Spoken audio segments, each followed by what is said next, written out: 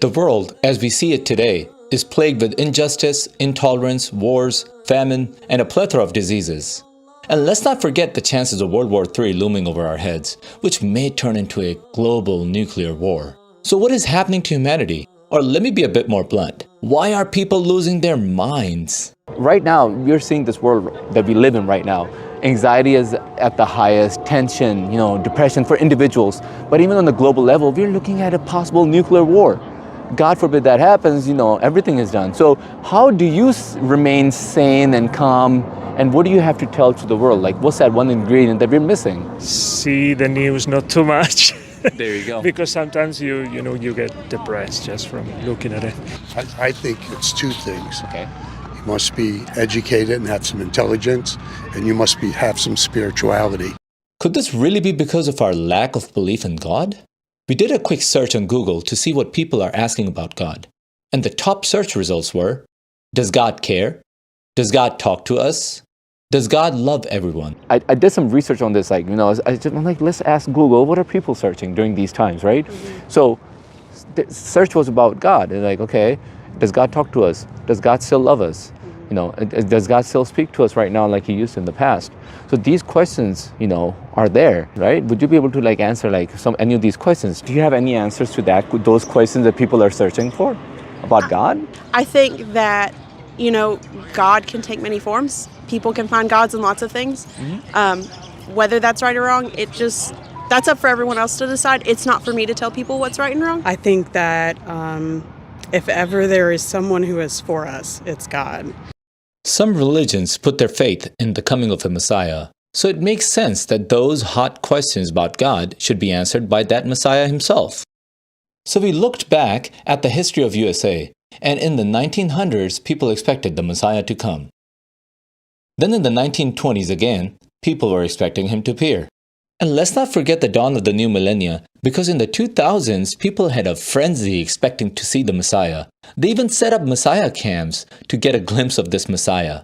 Even today, Pew Research did a poll, and 79% of Christians in America are expecting Jesus someday. But let's take a step back for a second. And let me tell you about one man that I know of who announced to the world, and especially in America, that he was that Messiah the world had been waiting for.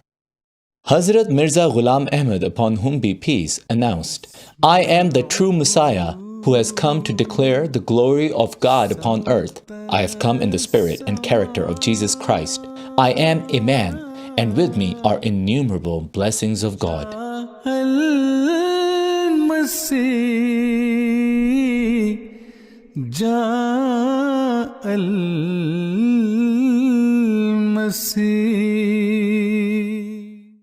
Wait, so you're probably thinking, how could he have come already? Why didn't we hear about him yet?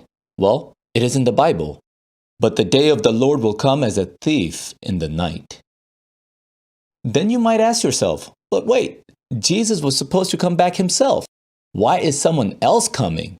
Here's another clue left by Jesus himself. "For I tell you, you will not see me again until you say, 'Blessed is he who comes in the name of the Lord.'" So the only way to really understand if Ahmad was a Messiah is to put his teachings to the test. He did say his mission was to declare the glory of God. So we took the same questions everyone had about God and shared the answers from the promised Messiah himself. Here are their impressions. Do you know, often there's in the major world religions, there's this talk or there's this prophecy of coming of a Messiah. Yeah. And he's mentioned in all the major world religions. Yeah. What is your take? People are still waiting for this person, obviously for the need of the time. He's needed more than anything else. Well, they can't all be right?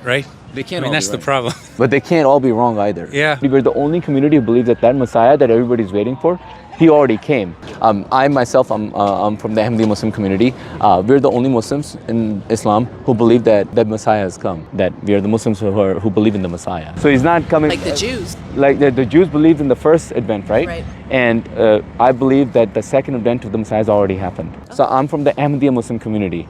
And we're the Ahmadiyya community is the only community that believes that that Messiah has already come. And even our fellow brothers, other Muslims, and even our fellow brothers who are Christians, they're also waiting for a Messiah to come. His name is Hazrat Mirza Ghulam Ahmad. He hails from Qadian, India. And he said that I'm in the same spirit of the Messiah that is being mentioned in other religions. There are not going to be many Messiahs. It's just basically one, as there is one God. So I'm a Muslim who believes in the Messiah.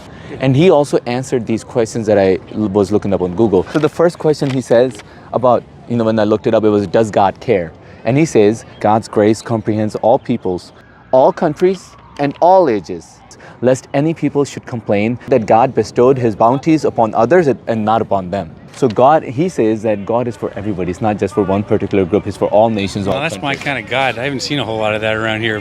So he says that God's grace is for everyone, all countries, all nations. Totally agree. And then he also said, you agree with that? Yes. So he's saying it's open for everybody. So what are your thoughts on that? Oh, absolutely. It's a free gift that you choose. Then about God talking to us, he says, our God is the one who is alive today as much as he ever was before. Likewise, he speaks today as he did in the past. He hears as he used to. So what are your thoughts on him saying that? I mean, absolutely. I mean, it's a two-way conversation, and certainly you can't put into practice what he's telling you if you're not asking for what it is that you need out of life. So he's basically saying the radio station, the frequency of God has always been the same. We changed our frequency, so we need to go back to him. So, our the radio has a frequency, right? And you're like, okay, God is talking one frequency, but we changed our frequency, we're not listening. But he's always there, he's always talking. Any comments on that? Or like they say, the guy's beating on the TV, he says, it's not coming on. You got to plug it in. You got to be plugged into to some type of spirituality. Do you think that God still, like as the promised Messiah is saying here, that he agrees, he still is alive, people, and he communes with people who choose to listen to him? I believe so. I agree. I think that, God is all around us. You just have to figure out what that means to you and look for that in the world. And then he says about God's love for everyone, he says, divine love is not like human love, which involves pain and agony of separation. Rather, it means that God treats those who do good deeds in the same way as a lover treats his beloved. Do you believe in something, a love of this kind? Absolutely. Absolutely. Unfortunately, we're not going towards that route. We're actually focusing on the higher being as much. And to me and to our community, the answer is in God. And I think that's where the focus needs to be, is on God. And because in God lies true life for all of us. So if all of us focus on God, and that was the purpose of the advent of the Messiah, to bring people towards God, because we're turning away from him. That's what Islam also teaches, that you take one step towards God, he takes 10 steps towards you. The only thing is taking that first step requires some effort, as you mentioned. It's hard. Totally agree with you. And the answer is, our peace and solace lies in that God. Yeah, I think that's a lovely belief. I agree. Any comments on the quotes that I shared? Beautiful. One God for everyone, and he loves us all.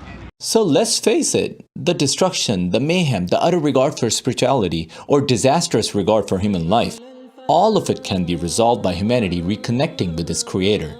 As he said, there are only two parts of faith, to love God and to love his creation. Peace and salam.